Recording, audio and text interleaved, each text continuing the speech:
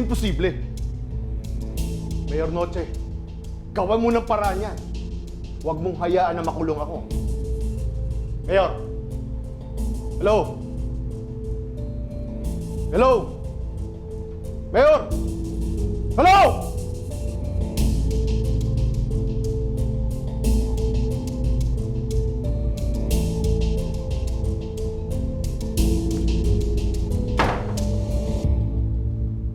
Sino yan?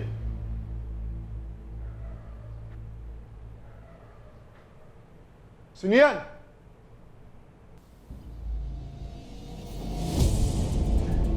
Kilala mo naman ako, di ba?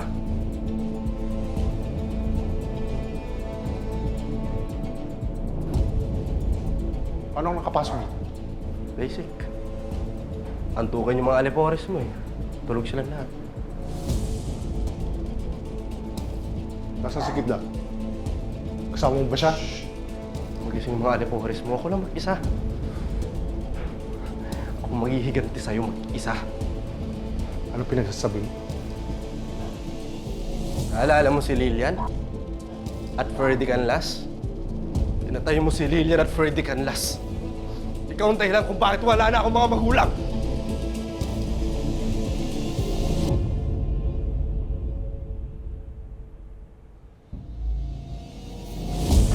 Yeah!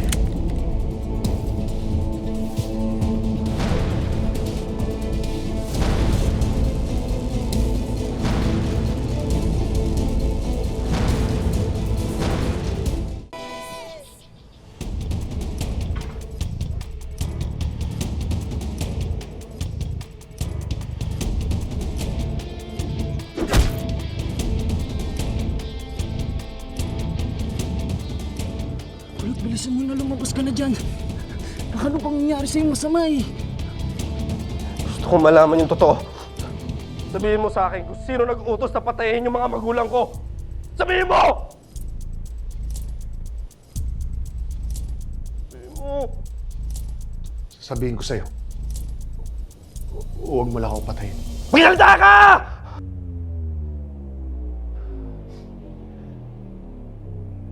May naungkat ang pamilya mo, ang magulang mo, sa proyekto sa Riles. Delikado po sa mga taga-Riles kung ililipat po natin sila doon. May nakita po kaming toxic waste na nakabaon. Hindi po tayo pwedeng magpatira ng mga tao doon. Gusto nila itong isiwalat sa publiko. Kaya kailangan silang patayin. Sino nag-utos na patayin sila? Sagot!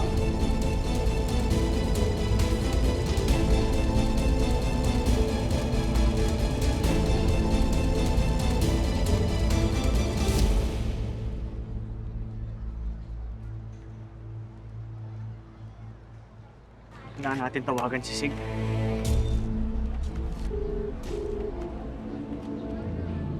Sig!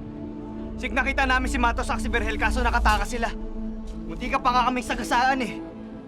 Si Mucha kailangan dalhin sa ospital. Okay lang naman ako, Kidlat. Di ko kailangan ma-ospital. Tsaka huwag kang nga makulit. Di ba sinabi ko sa'yo, akong bahala sa'yo, paninindigan ko yun. Sige na.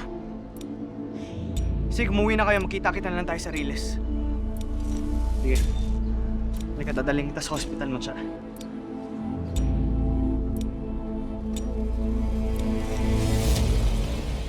Wag! Tol! Tol, ginagawa mo, ibaba mo yan! Mabuti pa umalis ka na para wala kang sabit sa gagawin ko. Tol, alam ko. Umalis ka na! Hindi kita hayaan gumawa ng kasalanan.